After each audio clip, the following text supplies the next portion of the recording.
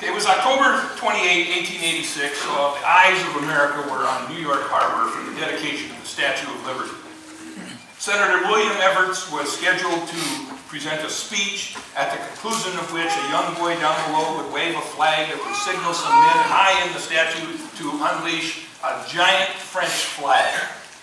Well, unfortunately for Senator Evarts, he paused too long very early in his speech, and the little boy thought he's over, started waving that flag, they dropped the big flag, and Evarts never did finish his speech. Timing can be crucial sometimes. In the spring of 1915, West Point, the United States Military Academy, saw the greatest class of graduates ever to go through that place. 59 men became generals. There were 2 generals of the Army, that's 5-star, that's Eisenhower and Bradley. 2 generals, that's 4 stars. 3 lieutenant generals, 3 stars. 24 major generals, 2 stars. And 24 brigadier generals, 1 star. The timing was perfect for these men because they came of age just as World War II came about. And so we needed a leader to guide us through that battle over Germany and Japan. And these are the men that did. The timing was perfect in 1949 for the graduating class of Harvard University Business School. On account of it was the most successful class business class in history, because it was the longest, richest, and most widespread peacetime boom in modern world history. 1 out of 5 of the graduates of that class, they called themselves the 49ers, became millionaires. Some of the names you might not know, but you know their companies: James Burke of Johnson & Johnson, C. Peter McCullough of Xerox, Thomas Murphy of Capital Cities ABC, William Ruan of Sequoia Fund, John Shadd of Wall Street and eventually became chairman of the SEC, Marvin Taub of Bloomingdale's, and Lester Crown of General Dynamics, whose family also at one time owned Maytag, Hilton Hotels, Rockefeller Center, and the Chicago Bulls. Well, here's another story of timing. This was kind of fun. It's about a minister's wife on the game show in Canada, $128,000 question. And if you remember, some of you might remember that show. It's kind of like Who Wants to Be a Millionaire, but they stretch it out even longer. But she and her husband had prayed specifically for guidance when she was selected to be on the show because they were in desperate financial straits, and they could really use some help here. And she got through $16,000, and that's a lot of money back in those days. And they thought of quitting right there, but they decided, $32,000 would be a lot better for us. And so they decided to come back one more day. Well, to relax on the morning of that show, she wandered around a shopping mall in Toronto, and she happened to pick up a book and was leafing through it and noticed it talked about the names and opening dates of Agatha Christie plays. Guess what her question was for the $32,000? We often say, timing is everything. Well, it's not necessarily everything, but it can make a serious difference in some things. Was that perfect timing that she happened to read that book, or was God orchestrating a miracle to bless that young couple? You don't know. Maybe God will tell us someday. But timing has a lot to do with the ultimate. The Apostle Paul wrote, "When the time had fully come, God sent his Son." You see, the timing of that first Christmas wasn't an accident. It happened exactly according to God's plan and God's timing. When the time had fully come, your text may read, in the fullness of time. Neither is a legitimate translation of that. The historical events of the birth of Christ came about just when God wanted them to, and just the same way he wanted them to. It was the hand of providence that controlled everything according to his design. With foreknowledge, God brought about the miracle of the incarnation with perfect timing. Caesar gave the order for a census to be taken at just the right time, so that then Mary would show up in Bethlehem to give birth, which, according to Micah 5:10, that is the place where Jesus was to be born. Had he not made that decree about the taxes when he did, Mary and Joseph might not have been in Bethlehem. But God knew what he was doing. We can see the hand of God in secular history and in church history, and it always plays an important role. And it certainly plays an important role in the Christmas story. It was the right time in history for the Messiah to show up. You see, Alexander the Great had conquered the known world, spreading the Greek language, so that now we were in a position where, in one common language, the message of Christ could be delivered. I was reading an article by a guy, I don't even know who he is, and he was describing some of the parallels between Caesar Augustus and Jesus. Augustus was born early in the morning of September 23rd, 63 BC. His birthday became a very popular holiday because he was a very popular emperor.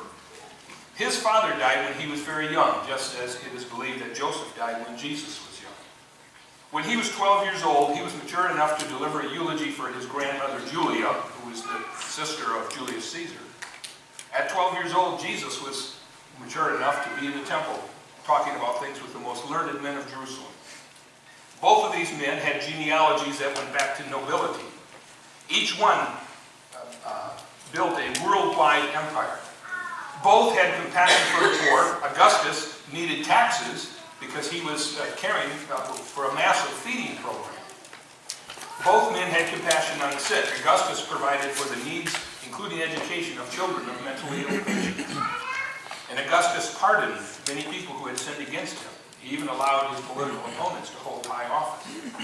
Augustus urged decency in the theater. He was loved by the masses. His birthday was celebrated with festivals and gifts. And he died, incidentally, when Jesus was 10 years old at about 3 p.m. in the afternoon. Now, this is not to say that these parallels mean anything, other than to suggest that the time was right. Somebody could come along and represent a world-changing event, in this case, the Messiah.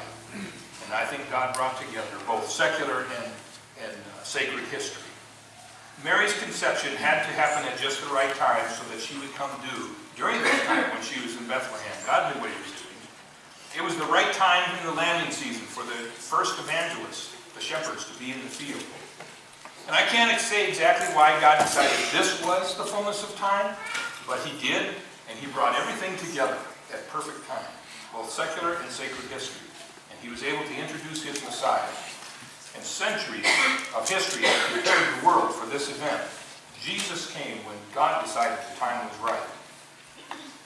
Have you ever heard of or seen a picture of a concentrated solar power generating station?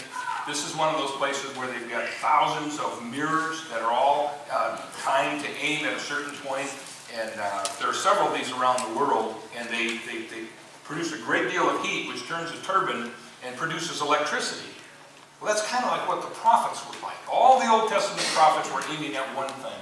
Even though they had messages for the contemporary of their people, they were aiming at one thing: the day that God would say the timing is right and he would send his Messiah. That was God's plan from the beginning. He would send the Savior of the world. God wanted it to be right, and God timed it just right. On September 6, 7, and 8 in 1886, Harvard University celebrated 250 years since their founding. And they had a big parade, and as the student classes walked in, the freshman class that year had a banner that said, "The university has been waiting 250 years for us." Now, I don't know that anyone was waiting for any of those specific people to be there, but the whole world was waiting for a lot longer than 250 years for God to say the time has come. The fullness of time is here. And God's timing is always perfect. I want to go on a bit of a rabbit trail because as I read about the timing concept this week, I realized something. A lot of people criticize the church for celebrating Jesus' birthday on December 25 because originally it was a pagan holiday. And it was, in fact. December, around the 25th, is the time of the winter solstice. That's the day when, in the northern hemisphere, the days quit getting shorter and start getting a little bit longer. The darkness, which seems to have overpowered the light, is beginning to recede as the sun shines, pushing back that darkness.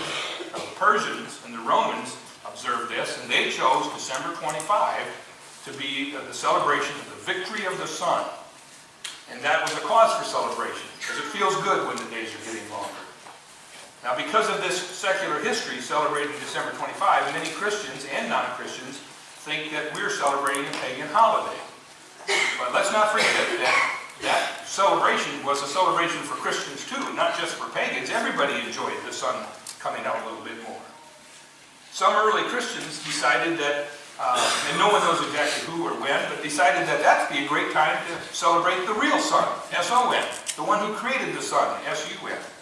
And so they adopted this holiday so they could rejoice at the coming of Jesus. And I believe that criticism of Christians for this would be true if Christians celebrated with drunkenness and debauchery, as the pagans did, but instead Christians celebrate with love and charity. Christians have changed the nature of the holiday. I think it's wonderful. If somebody wants to ignore December 25, and I know certain religious backgrounds who do, well, they're not hurting anyone. If you want to ignore it, go ahead. It's not a big deal. Personally, I like the idea of taking every thought captive to the obedience of Christ. And that's what Christians have done. And I like Paul's admonition to be careful how you live, not as unwise but as wise, redeeming the time because the days are evil. And I think Christians have done a good job of capturing this pagan holiday and turning it into something positive, something uplifting, and making it a celebration of Christ.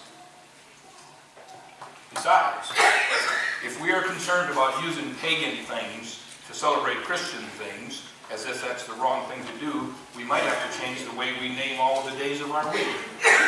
Every one of the days of the week is fallen from a pagan idea. Sunday is the sun's day, the day of the sun. Monday is the moon's day, the day of the moon. Tuesday is named after Tuia, the god of war.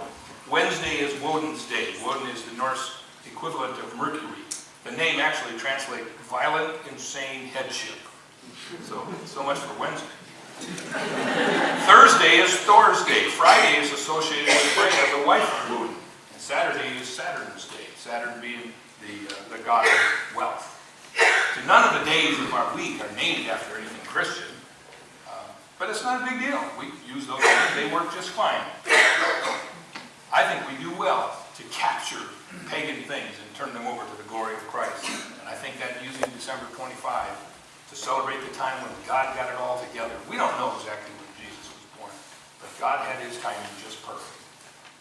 And I think it's clever of God to encourage his people to use secular holidays to promote an important event like the Christ event. This is the most important event in history. His timing was perfect, including the timing of setting up this celebration. God's timing is also perfect when he calls us. When he calls us to know him, he calls us to obey him, when he calls us to serve him. There is no bad time. God calls each of us when he knows it's right. I personally think one of the saddest stories in the Bible is found in Acts 24. The Apostle Paul was standing on trial before the governor of Caesarea. His name is Felix. Felix listened to Paul preach, and then liked what he said, but wasn't going to release him, so he ordered him kept, but he said he had the freedom to have his friends come and visit. And then several days later, with his wife Drusilla, he sent for Paul again, and he said, tell us about this Jesus guy. And so Paul did, and Felix got quite uncomfortable with the message, and he said, and here's what the text tells us, for now, go, finding the time I will call for you. I think the NIV captures the sentiment of this translation very well. It said, that's enough, Paul. You may leave, but when I find it convenient, I will call for you. The timing was there for Felix, but he wouldn't listen to the timing of God. Did anyone send out a Christmas card that said something like, Merry Christmas, when I find it convenient, I'll respond to the reason for the season? Probably not. You see, it's always good to respond to God when he calls. When you hear God call you at any point, whether it's in a message, whether it's from a friend, even if it's someone who is critical of you, if the message comes to you and God is speaking to you, that's the time to respond. See, now is the right time to know the Savior. Now is the right time to obey God. Now is the right time to serve God. God knows you, and his timing is always perfect. He knows the circumstances of your life. He knows what is to come. And he also knows that there is no wrong time to obey God. My encouragement for you today as you celebrate Christmas, but also as you worship, is to respond to whatever God is speaking to you. What has he been speaking to you in your devotions lately? What has he been speaking to you as you come to church? What has he been speaking to you in the privacy of your mind that you need to respond to? I want to encourage you to let God lead you with his perfect timing. Because as John wrote, to all who received him, to those who believed in his name, he gave the right to become children of God.